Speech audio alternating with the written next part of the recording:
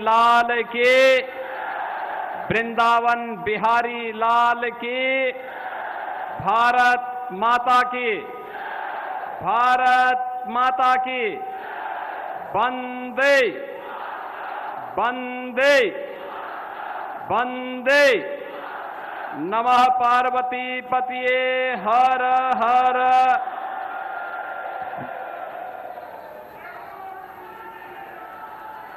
उत्तर प्रदेश सरकार में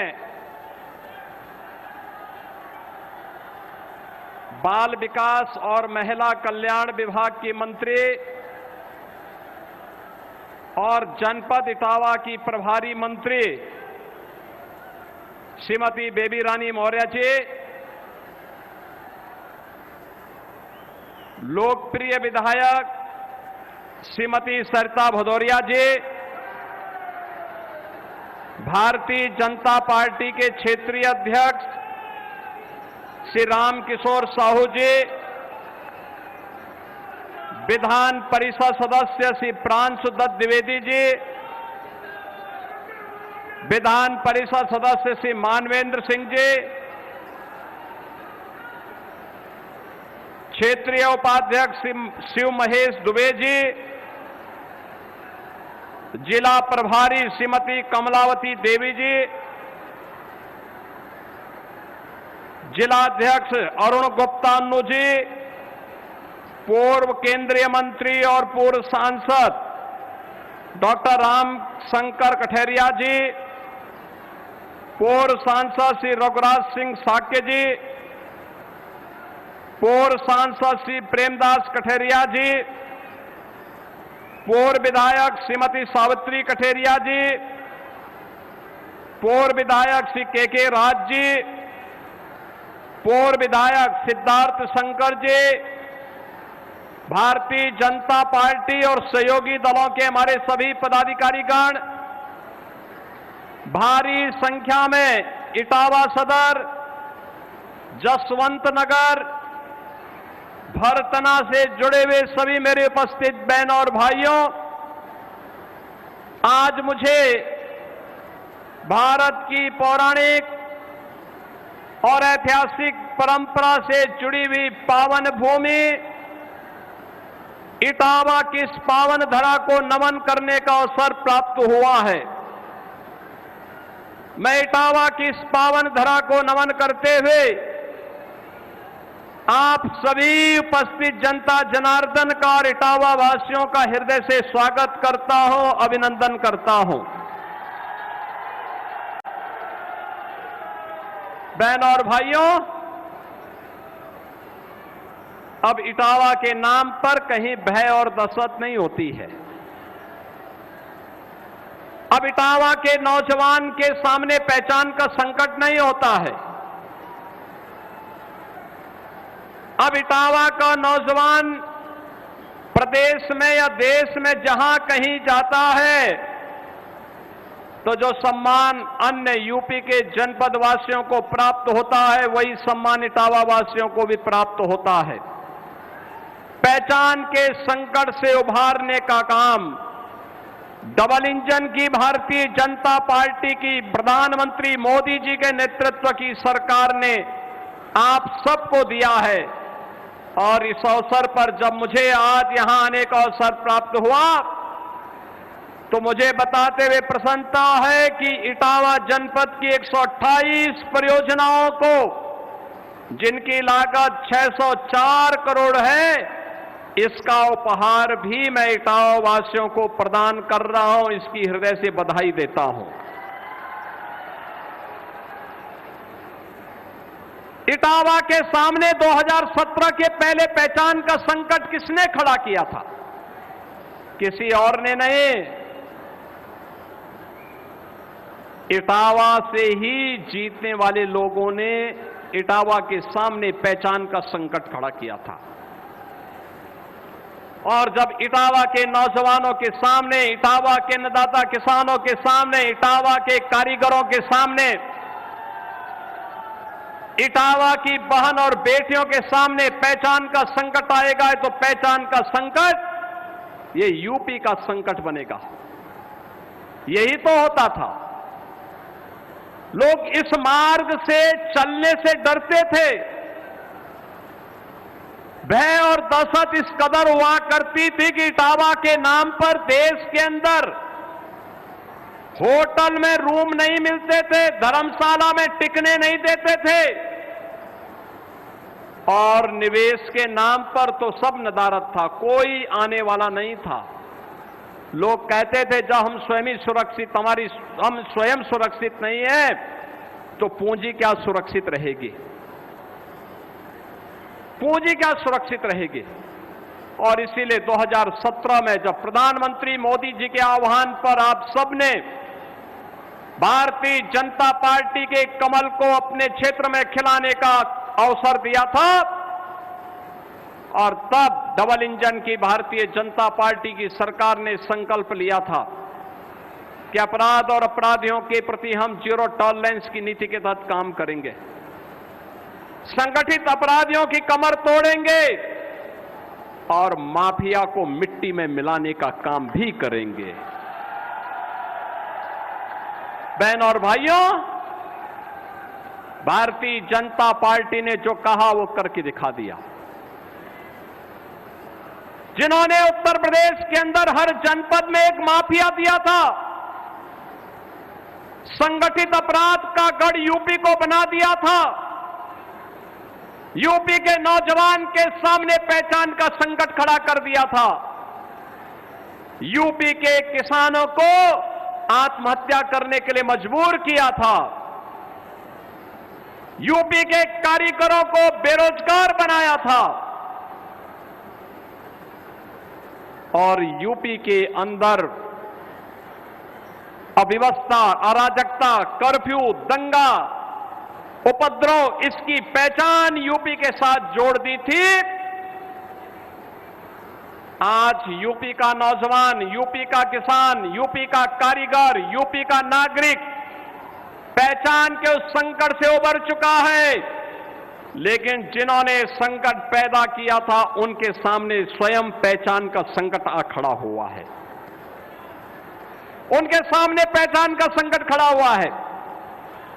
अब उत्तर प्रदेश में उपद्रव नहीं, अराजकता नहीं, गुंडागिर्दी नहीं, वन डिस्ट्रिक्ट वन माफिया नहीं, बल्कि यूपी में अब one district one medical college है, हर जिले में एक medical college, one district one product है, वन डिस्ट्रिक्ट वन कुजीन है। अब यूपी के अंदर न उपद्रव है, न कर्फ्यू है, न दंगा है, यूपी में उत्सव है और यूपी में सब चंगा है। ये नए यूपी की नई कहानी है।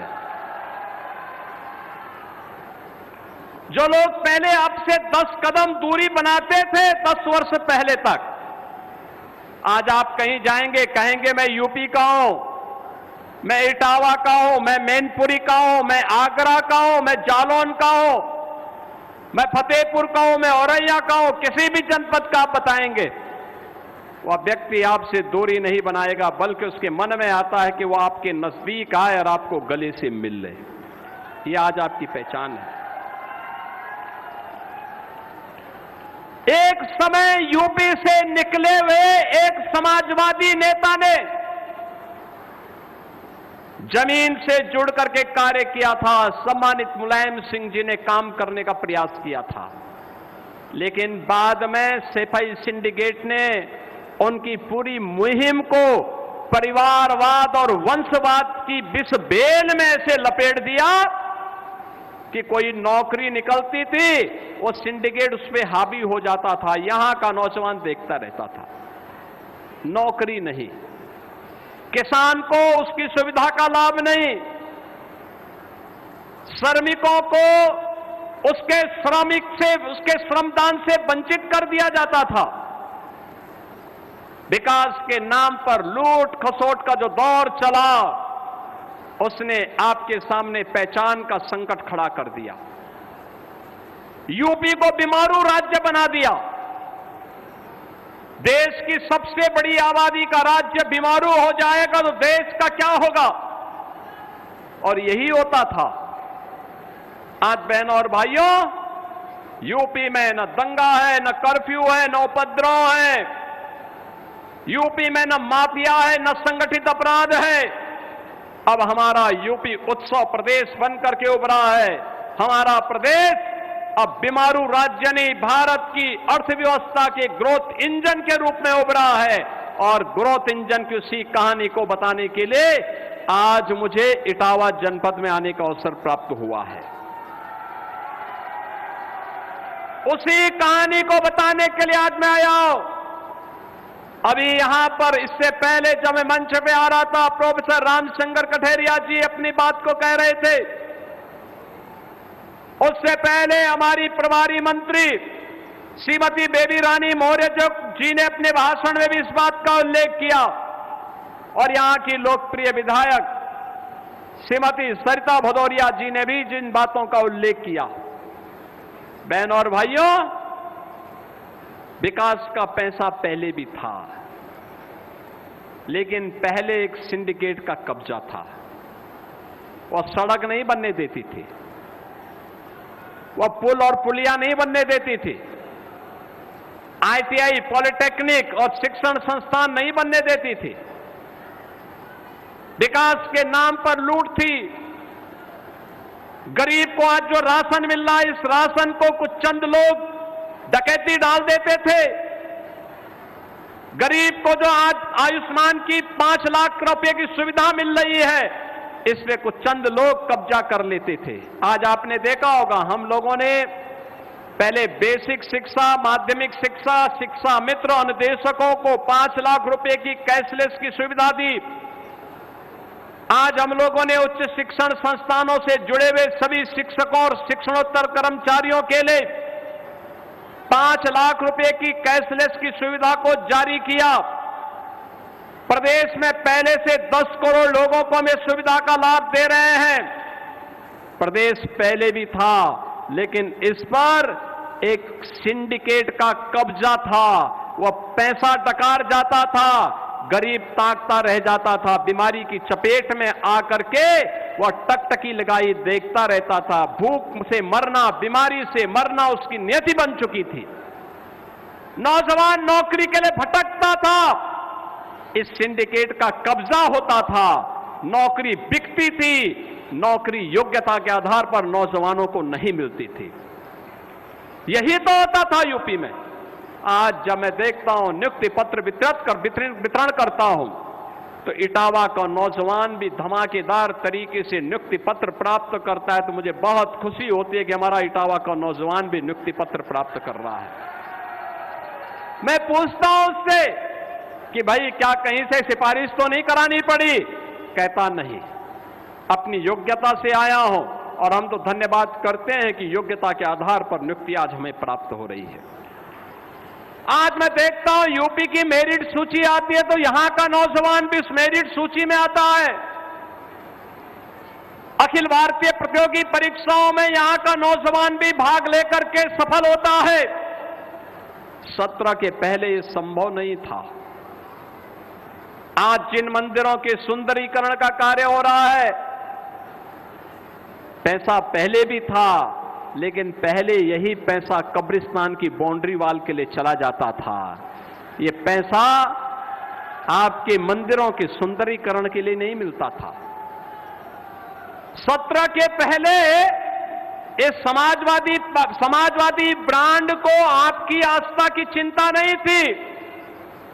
17 के पहले तो इनके जो नजारे थे उसको आप देख सकते थे। कावड़ यात्रा को ये निकलने नहीं देते थे, कावड़ यात्रा पे प्रतिबंध लगाते थे, श्री कृष्ण जन्माष्टमी के आयोजन को रोकते थे, रामनवमी के शोभा यात्रा पर इनके द्वारा प्रतिबंध लगाया जाता था, दुर्गा पूजा के पंडालों को नहीं सजने दिया जाता था, नहीं वहां पे आयोजन होने देते थे। लाठी डंडा उपद्रव शुरू हो जाते थे। आज तो दंगा नहीं हुआ पिछले 9-9.25 वर्ष के अंदर। कोई दंगा नहीं, कोई उपद्रव नहीं, कोई अराजकता नहीं, कोई गुंडागिर्दी नहीं। 2017 के पहले बेटी और व्यापारी असुरक्षित थी। तमाम संभ्रांत परिवार, और पश्चिमी उत्तर प्रदेश के अंदर तो हालात ये थे, हर संभ्रांत परिवार अपनी बेटी को दूर रिश्तेदारी में या छात्रावास में भेजता था पढ़ने के लिए। बहन और भाइयों, आज बेटी सुरक्षित है, वापस अपने मां बाप के संरक्षण में रहकर के अपने घर से स्कूल जाती है, कॉलेज जाती है। व्यापारी अब अपने घर से प्रार्थना करके नहीं निकलता है कि प्रभु शाम को आऊं तो अपने बाल बच्चों का मुंह देख सकूं। आज व्यापारी भय मुक्त है, क्योंकि सरकार की घोषणा है कि बेटी और व्यापारी की सुरक्षा में सेंध लगाई तो दो ही जगह होगी, या जेल होगी या जहन्नुम होगा, तय कर लो। अगर सुरक्षा में सेंध लगाने का काम किया तो तीसरी कोई जगह नहीं होगी। ये जो सैफई सिंडिकेट था, ये कभी भी इस प्रकार की घोषणाएं नहीं कर सकता था, क्योंकि गुंडे तो सब उनके साथ ही जुड़े हुए थे। उस समय तो कहावत ही चल पड़ी थी कि देख सपाई बिटिया घबराई। लोगों में कहावत चल पड़ी थी, और बदनाम इटावा होता था, बदनाम मैनपुरी होता था। करता था कोई, भरता था कोई। लोग आपको शक की निगाह से देखते थे। आज बहनों और भाइयों, कोई शक नहीं, कोई किसी प्रकार का संदेह नहीं। इटावा को भी वही सम्मान है जो लखनऊ वासियों को प्राप्त हो रहा है। मैनपुरी वालों को भी वही सम्मान है जो प्रयागराज वासियों को प्राप्त हो रहा है। कोई समस्या नहीं। विकास के कार्य अनवरत रूप से चल रहे हैं, और विकास किसी प्रक्रिया को बढ़ाने के लिए हम सब आज आपके पास आए हैं। 604 करोड़ रुपए की परियोजनाओं का उपहार आपको प्रदान करने के लिए आए हैं। और बहनों और भाइयों, इस 604 प्रकार की परियोजनाओं, 604 करोड़ की परियोजनाओं को इसलिए भी देना चाहते हैं क्योंकि हम पर कर्ज है आपका। आपने भारतीय जनता पार्टी पे विश्वास किया, भारतीय जनता पार्टी आप पे विश्वास कर रही है, और विकास की उसी प्रक्रिया को आगे बढ़ाने के लिए। बहनों और भाइयों, आज आप देख रहे होंगे, आज फराटेदार तरीके से यहां पर एक नई व्यवस्था आगे बढ़ रही है। याद करिए, कभी स्वर्गीय मुलायम सिंह जी ने सैफई में ग्रामीण आयुर्विज्ञान संस्थान बनाने का एक निर्णय लिया था। 5 वर्ष तक अखिलेश जी भी तो मुख्यमंत्री थे, उनको फुर्सत नहीं थी इसको आगे बढ़ाने की। और हम लोगों ने यहां पर 500 बेडेड का सुपर स्पेशलिटी ब्लॉक 490 करोड़ रुपए की लागत से हम लोगों ने पैसा देकर के इसको पूरा करवाने का काम किया है। 232 करोड़ की लागत से 300 बेडेड गायनी ब्लॉक को भी यहां पे बनवाया है। अब यहां का आयुर्विज्ञान संस्थान तेजी के साथ आगे बढ़ रहा है। 540 गांवों में यहां पे 1000 करोड़ रुपए की लागत से जल जीवन मिशन के अंतर्गत कार्य चल रहा है, और 2,33,000 परिवारों को हर घर नल की योजना से जोड़ने का प्लान है। चतुर्थ फेज में इस कार्य को हम पूरा करने जा रहे हैं। बहनों और भाइयों, आज बुंदेलखंड के लिए सीधी कनेक्टिविटी बुंदेलखंड एक्सप्रेसवे के रूप में आपके पास है, और यहां पे हम लोग भरतना और ताखा में यहां पे हम लोगों ने एक इंडस्ट्रियल कॉरिडोर का निर्माण, यानी औद्योगिक अवस्थापना के लिए एक क्षेत्र क्लस्टर को विकसित करने की कार्रवाई को भी आगे बढ़ाया है। गंगा एक्सप्रेसवे का शाहजहांपुर से लेकर के फर्रुखाबाद होते हुए आगरा लखनऊ एक्सप्रेसवे और बुंदेलखंड एक्सप्रेसवे से जोड़ने का कार्यक्रम भी हम लोग इसके साथ इस कार्यक्रम को जोड़ रहे हैं, जिसमें इटावा के अंदर भी 108 हेक्टेयर भूमि का अधिग्रहण करके इस कार्यक्रम को इटावा से भी लाभान्वित करने का कार्य किया जा रहा है। और बहनों और भाइयों, 296 करोड़ रुपए की लागत से इटावा ग्वालियर NH 92 चंबल नदी पर सिग्नेचर ब्रिज के निर्माण के कार्य को भी ये डबल इंजन की भाजपा सरकार तैयार कर रही है। 344 करोड़ रुपए की लागत से इटावा कन्नौज NH 91A का निर्माण कार्य प्रगति पर है और 228 करोड़ रुपए की लागत से इटावा से कर्री NH 92 के निर्माण का कार्य भी पूरा हुआ है। 74 करोड़ रुपए की लागत से कानपुर टुंडला रेल सेक्शन पर 2 लेन का फुटओवर ब्रिज का निर्माण, 79 करोड़ रुपए की लागत से यमुना नदी पर सेतु पहुंच मार्ग का और अतिरिक्त कार्य को यह भी प्रक्रिया में है। 800 करोड़ रुपए की लागत से इटावा में रेलवे फ्लाईओवर और बाईपास के निर्माण का कार्य भी चल रहा है।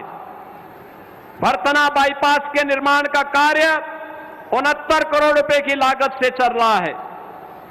बकेवर लखनऊ सिंडोस मार्ग पर भी सुदृढ़ीकरण का काम चल रहा है। और बहनों और भाइयों, यहां पे कानपुर या लायन सफारी इटावा के लिए भी बाईपास के निर्माण का कार्य के लिए भी धनराशि उपलब्ध करवाई गई है। ये सभी कार्य आज यहां के कार्यक्रमों को आगे बढ़ाने का काम कर रहा है। तो 90 करोड़ रुपए की लागत से पैरामेडिकल के आवासीय भवन का निर्माण के कार्य को भी हम लोगों ने यहां डबल इंजन सरकार ने स्वीकृति दी है। ये इटावा के विकास के लिए डबल इंजन की भाजपा की सरकार के द्वारा किए जाने वाले प्रयास का हिस्सा है। बहनों और भाइयों, ये कार्य पहले भी हो सकता था, लेकिन इसके लिए समय देना पड़ता है, इसके लिए समय देना होता है। पहले समय कहां था? बबुआ तो 12 बजे सो के उठते थे, 2 बजे तक तैयार हो पाते थे, 5 बजे जिम चले जाते थे, 7 बजे महफिल जम जाती थी। तो जनता के लिए और विकास के लिए कहां समय था? और यही है कहानी जो पहचान का संकट आपके सामने और प्रदेश के सामने खड़ा हुआ था। बहनों और भाइयों, नौकरी निकलती थी 17 के पहले, चाचा भतीजे की जोड़ी निकल पड़ती थी। मेरिट के आधार पर नियुक्ति नहीं मिलती थी तो कोर्ट को रोक लगानी पड़ती थी। नौजवान नौकरी से वंचित। हर जिले में गुंडे और माफिया पैदा कर दिए गए थे। Sand mafia, land mafia, cattle mafia, forest mafia, इन्होंने जीना हराम करके रखा हुआ था। और आज माफिया मुक्त, गुंडा मुक्त, कर्फ्यू मुक्त, उपद्रव से मुक्त नए भारत का नया यूपी और प्रधानमंत्री जी की संकल्पनाओं को पूरा करने के लिए आज विकसित भारत की संकल्पना को पूरा करने के लिए विकसित उत्तर प्रदेश, टॉप 3 से टॉप यानी बॉटम 3 से टॉप 3 की इस यात्रा को आगे बढ़ाने का उत्तर प्रदेश। पहले हर पायदान पर सबसे पीछे, आज हर पायदान पर सबसे आगे यूपी है। यूपी आगे है और यूपी की इस यात्रा को आगे बढ़ाने के लिए जितनी भूमिका कानपुर की है, जितनी भूमिका लखनऊ की है, उतनी ही भूमिका इटावा और मैनपुरी की भी है। हमारे लिए कोई भेदभाव नहीं, हम कोई भेदभाव नहीं कर सकते, क्योंकि मेरे लिए तो 75 के 75 जनपदों का विकास आवश्यक है।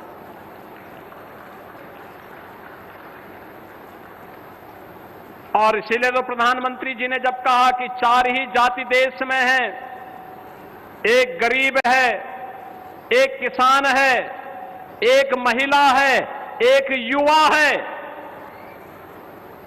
इसमें सभी जातियां आ जाती हैं। हर युवा के हाथ को काम मिले, रोजगार मिले, नौकरी मिले। पीएम स्टार्टअप की योजना, पीएम स्टैंड अप की योजना, डिजिटल इंडिया की योजना, मिशन रोजगार का कार्यक्रम, उत्तर प्रदेश के अंदर सीएम युवा उद्यमी स्कीम, 1 डिस्ट्रिक्ट 1 प्रोडक्ट, विश्वकर्मा श्रम सम्मान की स्कीम और मिशन रोजगार के अंतर्गत हर नौजवान को नौकरी का लाभ देना। प्राथमिकता के आधार पर सभी कार्यक्रम आगे बढ़ रहे हैं। कोई भेदभाव नहीं, कोई भेदभाव नहीं। जो नियम लखनऊ और गोरखपुर के नौजवानों के लिए है वही इटावा और मैनपुरी के नौजवानों के लिए भी है। विकास का जो पैमाना वहां के लिए वही पैमाना लखनऊ और इटावा का भी है। बहनों और भाइयों, हमने अन्नदाता किसानों के कर्ज माफ किए तो जितना गोरखपुर का हुआ उतना ही इटावा और मैनपुरी का भी हुआ। कोई भेदभाव नहीं। किसान सम्मान निधि का लाभ मिलना है लघु और सीमांत किसानों को तो वह बराबर मिलना है। हमने कहा हम पॉलिसी लेकर के आए, हमने कहा कि हम निजी ट्यूबवेल धारक किसानों के कर्ज माफ करेंगे तो पूरे प्रदेश में 16 लाख किसानों को पूरी तरह बिजली मुफ्त देने का काम किया। यहां नीति के आधार पर जब सरकार कार्य करती है तो नियंता भी सहयोग करता है। कोई भेदभाव नहीं। हर एक को सुरक्षा, हर बेटी को सुरक्षा है, हर बेटी को सम्मान है। उसके स्वावलंबन के लिए आगे बढ़े हैं। विरासत को सम्मान देने का काम कैसे होना चाहिए, आज आप देखते होंगे सैनिक स्मारक हो, शहीद सैनिकों के स्मारकों को सम्मान देने का काम हो, या फिर काशी में काशी विश्वनाथ धाम, अयोध्या में श्री राम जन्मभूमि में भव्य राम मंदिर का निर्माण, मां विंध्यवासिनी में मां विंध्यवासिनी मंदिर के कॉरिडोर का निर्माण, या फिर नेमी सारण्य में उसका भव्य स्वरूप, या मथुरा वृंदावन के विकास की एक नई कार्य योजना के साथ उसको आगे बढ़ाने का काम बिना भेदभाव के। राज्य पहले भी था, लेकिन पहले विरासत का भी अपमान होता था। पर्व और त्योहार को असमय रोक दिया जाता था। नौजवान के रोजगार पर डकैती पड़ती थी। अन्नदाता किसान बदहाल था, कारीगर बेरोजगार था, और महिला और बहन और बेटी अपने आप को सुरक्षित महसूस करती थी। कैसे उत्तर प्रदेश आगे बढ़ता? आज डबल इंजन सरकार के नेतृत्व में कार्य हो रहा है और मैं आपको आश्वस्त करने के लिए आया हूं। बहनों और भाइयों, इस विकास को और तीव्र करने की आवश्यकता है। जितना बेहतर कनेक्टिविटी है, और इटावा तो एक जंक्शन बन रहा है हर एक ओर से, इसका लाभ उठाने की आवश्यकता है। इसके लिए डबल इंजन सरकार को और ताकत की आवश्यकता है, और उस ताकत के लिए आपका आह्वान करने के लिए मैं आया हूं। वर्तमान को सुधारने के लिए और भावी पीढ़ी के भविष्य को उज्जवल बनाने के लिए आवश्यक है सिपाही सिंडिकेट से मुक्त होइए, विकास की प्रक्रिया के साथ जुड़िए, विरासत को सम्मानित करिए। आने वाली पीढ़ी बड़ी श्रद्धा और सम्मान के साथ आपका नाम स्मरण करेगी, याद करेगी, और इसीलिए मैं आज आपके पास आया हूं आपका आह्वान करने के लिए। आज डबल इंजन की सरकार, ये समाजवादियों ने तो डॉक्टर लोहिया तक को नहीं छोड़ा। दलित महापुरुषों का इन्होंने अपमान किया। याद करिए, संत रविदास जी के नाम पे जिस जनपद का नाम था वो नाम हटा दिया। बाबा साहब भीमराव अंबेडकर के नाम पे कन्नौज के मेडिकल कॉलेज का नाम इन्होंने हटा दिया। हमारी सरकार आई, हमने कन्नौज के मेडिकल कॉलेज का नामकरण फिर से बाबा साहब भीमराव अंबेडकर के नाम पर किया है, फिर से किया है। इन महापुरुषों का योगदान है। याद करिए, लोकमाता अहिल्याबाई होलकर के नाम पे औरैया में मेडिकल कॉलेज के निर्माण का कार्य डबल इंजन की सरकार ने किया है। काशी में काशी विश्वनाथ धाम में लोकमाता अहिल्याबाई होलकर की भव्य प्रतिमा को लगाने का काम भी प्रधानमंत्री मोदी जी ने किया है, और इसीलिए मैं आज आप सबका आह्वान करने के लिए आया हूं। यूपी के विकास की इस गति को मजबूती के साथ आगे बढ़ाने के लिए इटावा भरतना और जसवंत नगर भी बुलेट स्पीड के साथ, यूपी की रफ्तार के साथ आगे बढ़े। इसके लिए आह्वान करने के लिए मैं आपके पास आया हूं। मैं आपको आश्वस्त करता हूं, विकास के कार्य के लिए पैसे की कमी नहीं आने दी जाएगी। अब यूपी बीमारू राज्य नहीं, रेवेन्यू सरप्लस राज्य है। जितना पैसा विकास के लिए मांगेंगे उससे 2 पैसा ज्यादा ही मिलेगा, कम नहीं मिलेगा। विकास की प्रक्रिया के साथ जुड़िए। इसी में वर्तमान और भविष्य उज्जवल है, और उसी उज्जवल भविष्य के लिए आपने देखा होगा अब गरीब को राशन भी मिल रहा है, गरीब को मकान भी मिल रहा है, कैशलेस सुविधा का लाभ भी मिल रहा है, रसोई गैस के सिलेंडर भी मिल रहे हैं, सड़क भी बन रही है, और लौह पुरुष सरदार वल्लभ भाई पटेल एम्प्लॉयमेंट जोन भी बन रहा है, और साथ साथ लोक माता अहिल्याबाई होलकर श्रमजीवी हॉस्टल के निर्माण भी हो रहे हैं। हर एक तबके के लिए कार्य, और उस विकास की इस प्रक्रिया के साथ जुड़ करके हम वर्तमान और भावी पीढ़ी के भविष्य को उज्जवल बनाएं। इस विश्वास के साथ आज की इन सभी परियोजनाओं के लिए इटावा वासियों को मैं बधाई देता हूं। यहां की विधायक को इन सब कार्यों के लिए हृदय से प्रयास करने के लिए धन्यवाद देता हूं। अपने पदाधिकारियों को धन्यवाद देता हूं जिनका एक सार्थक सहयोग इन विकास कार्यों को आगे बढ़ाने के लिए प्राप्त होता है, और आप सभी का अभिनंदन करते हुए अपनी वाणी को देता हूं विराम।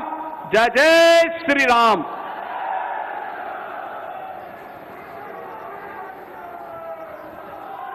बहुत बहुत धन्यवाद माननीय मुख्यमंत्री जी। इटावा से मुख्यमंत्री योगी आदित्यनाथ को सुन रहे थे आप। जय श्री राम के जयकारों के साथ उन्होंने अपने संबोधन का समापन किया। और चलिए अब खबरों में आगे बढ़ेंगे। प्रहलाद जोशी ने संभाला शिक्षा मंत्रालय का कार्यभार। रविवार को